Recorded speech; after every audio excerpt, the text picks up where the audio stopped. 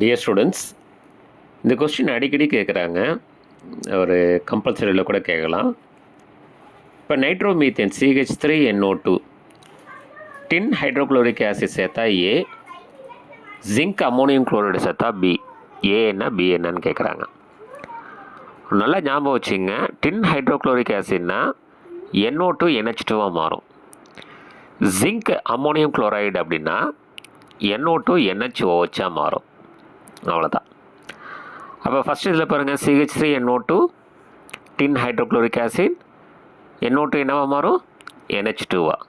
அப்போ CH3NH2, அதாவது மெத்திலமைன் அமினோமீத்தேன். Second one பாருங்கள், CH3NO2 ஜிங்க் அம்மோனியம் குளோரைடு. இது வந்து என்ன சொன்னேன்? NO2 NHOHஆக மாறும். பாருங்கள், NO2 ஹைட்ராக்சில் அமீனாக மாறுது. அப்போ மெத்தில் ஹைட்ராக்சில் அமீன். ஸோ ரெண்டுத்துலேயும் வாட்டர் மாலிகுல் எலிமினேட் ஆகும். சரிங்களா? நீங்கள் ஏ என்ன பி என்னன்னு கரெக்டாக கண்டுபிடிச்சிங்கன்னா you can get a full mark. சரிங்களா?